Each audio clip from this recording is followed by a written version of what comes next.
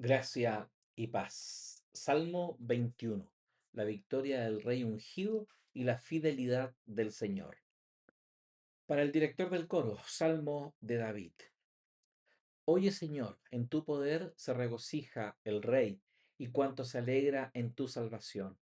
Tú le has concedido el deseo de su corazón y no le has negado la petición de sus labios, porque le sales al encuentro con bendición de bien. Pones una corona de oro fino en su cabeza. Vida te pido y tú se la diste. Vida te pidió y tú se la diste, perdón. Larga vida para siempre jamás. Grande es su gloria por tu salvación. Honra y majestad has puesto sobre él, pues le haces bendiciones para siempre.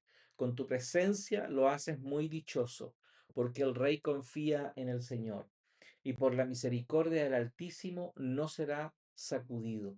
Tu mano alcanzará a todos tus enemigos, tu diestra alcanzará a los que te odian. Los harás horno ardiente en el tiempo de tu enojo. El Señor en su ira los devorará y fuego los consumirá. Su posteridad destruirás de la tierra y su descendencia de entre los hijos de los hombres. Aunque intenten el mal contra ti y maquinen intrigas, perdón, no prevalecerán, porque tú los pondrás en fuga. Dispararás tus flechas contra los rostros. Exáltate, Señor, en tu poder. Cantaremos y alabaremos tu poderío. Punto uno. El tema central del Salmo 21. El Salmo 21 celebra la victoria del rey ungido como un canto exclusivo de la gracia y del poder de Dios. En el centro del cántico está esta verdad. La alegría del rey nace de la salvación del Señor y la seguridad del pueblo descansa en el reinado invencible del ungido. Se resaltan tres dimensiones principales en este salmo. Primero, Dios responde fielmente al rey y le concede vida, honor y gloria. Segundo, Dios derrota a todos los enemigos del rey. El rey confía absolutamente en el Señor y permanece firme. En otras palabras, la victoria del rey es la victoria del pueblo y la victoria del rey proviene del Señor. Punto A. La alegría del rey en la salvación del Señor. Verso 1 al 7. El salmo comienza con gozo. En tu poder se regocija el rey. Tú le has concedido el deseo de tu corazón. Pero esto nos lleva a reflexionar en algunos puntos. Primero, la fuente del gozo del rey del verso 1. El gozo no está en su capacidad militar, sino en la salvación de Dios. Segundo, Dios respondió todas sus peticiones en el verso 2. Esto enlaza directamente con la oración del Salmo 20. Tercero, la bendición regia, la bendición regia, o regía, perdón. La bendición regía, verso 3. Dios sale al encuentro del rey con bendiciones. El lenguaje es de iniciativa divina. Dios se adelanta a bendecir. Cuarto, vida perpetua en el verso 4. No solo vida física, sino la promesa de continuidad del linaje. Alude al pacto davídico de 2 de Samuel 7. Quinto, gloria, honor y majestad en el verso 5. Toda exaltación del rey procede del Señor. 6.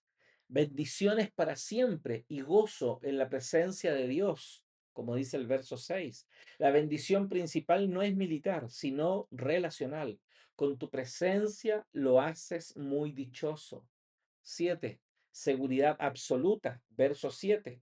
Porque el rey confía en el Señor y la misericordia del Altísimo lo hace inconmovible. Kittner comenta y dice, este rey es victorioso no por fuerza, sino por fe. B. El juicio de Dios contra los enemigos del rey, verso 8 al 12. Esta sección describe el reverso de la bendición. Y también aquí tiene unos puntos importantes. Primero, el poder de la diestra divina del verso 8. Es la mano del Señor que alcanza a todos los enemigos. 2. Imagen de justicia, de juicio ardiente del verso 9, como horno ardiente, dice. Es un lenguaje profético, como en Malaquías 4:1. El juicio resulta total, decisivo y santo. 3. La destrucción de la posteridad del impío, verso 10. Esto indica juicio completo contra quienes se oponen al Mesías y a su reino. Cuarto, los enemigos traman, pero fracasan en el verso 11. Las conspiraciones humanas no superan la soberanía divina. Quinto, Dios mismo los pone en fuga en el verso 12. El reino vence, Dios vence en él. Esto nos lleva a nuestro tercer, al punto C, la exaltación final del Señor, verso 13. El salmo concluye con la victoria del rey. El salmo, perdón, no concluye con la victoria del rey, sino con la exaltación del Señor. Exáltate, Señor, en tu poder. Esto demuestra, primero, la gloria final pertenece a Dios. El rey es instrumento de la victoria divina y la adoración es la respuesta apropiada a la salvación. ¿Cómo se revela Cristo entonces en el Salmo 21? Este salmo, junto con el Salmo 20, es profundamente mesiánico. La victoria del rey davídico prefigura la victoria del rey mesiánico, Jesucristo. Cristo es el rey que se regocija en la salvación del Padre, como dice el verso 1. Su gozo está en la voluntad del Padre, como lo dice Hebreos 12:2. Cristo recibió el deseo de su corazón, como dice el verso 2, su oración en Juan 17, Padre, glorifícame, fue respondida en la resurrección. Tercero, Cristo recibió vida eterna y la otorga a su pueblo, como dice el verso 4. Cristo pidió vida y el Padre le dio resurrección e inmortalidad, y él da vida eterna a todos los que creen. Quinto, Cristo es coronado en gloria, como dice el verso 3 y el verso 5. Hebreos 2:9 describe esta coronación mesiánica. Cristo goza eternamente de la presencia del Padre en el verso 6. El gozo mayor del Mesías es la comunión eterna con el Padre. Cristo confía plenamente en el Padre en el verso 7. Jesús vivió una fe perfecta. Cristo derrota definitivamente a sus enemigos en el verso 8 al 12.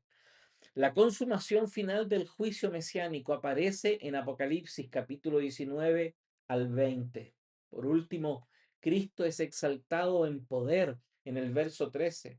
El cántico de Filipenses 2:9 al 11 describe su exaltación universal. Christopher Wright afirma y dice que el reinado de Cristo es la culminación del pacto davídico anticipado en salmos como el 21. Y aquí entonces pasamos a ver cómo frases o palabras claves de este salmo. En el verso 1 usa la palabra regocija, yasis, o sea, es alegrarse profundamente, vibrar de gozo. O sea, es algo que está fuera de las circunstancias. No importa las circunstancias, regocíjate. Las circunstancias son pasajeras, pero el interior, el gozo, la alegría, el regocijarnos interno, producto de la obra y de la confianza y de la victoria del Rey, es un regocijo que no tiene que ver con lo que estamos viviendo externamente. Segundo, el verso 2 usa la palabra deseo del corazón. En hebreo sería mishalot libbo. Mishalot, mishalot libbo. Los anhelos internos del rey. Eso está hablando, los deseos del corazón, los anhelos internos del rey o los afectos internos del rey, la satisfacción interna del rey. En el verso 3 usa la frase corazón de oro fino. En hebreo sería ateret paz, corona real de pureza máxima. En el verso 4 usa la palabra vida perpetua. En hebreo es hayim orek yamim. Hayim orek yamim. Hayim orek yamim. Vida larga, prolongada, incluso eterna. Por eso es una vida perpetua. En el verso 9 usa la palabra horno ardiente. En hebreo sería keftanur esh. símbolo de juicio divino definitivo. En el verso 11 usa la frase no prevalecerán. En hebreo sería lo yuh- yuhalú, perdón, lo yuhalú, fracaso asegurado. Y por último, en el verso 13 usa la palabra exáltate, rumá, ser levantado, ser exaltado en majestad. Ah, esas son las palabras claves de este salmo. ¿Cómo aplicamos este salmo a nuestra vida? Regocíjate en la obra del Señor, no en tus capacidades. El rey no se alegra de su fuerza, sino del poder de su Dios. Ora por las autoridades espirituales y civiles. Su bienestar afecta al pueblo.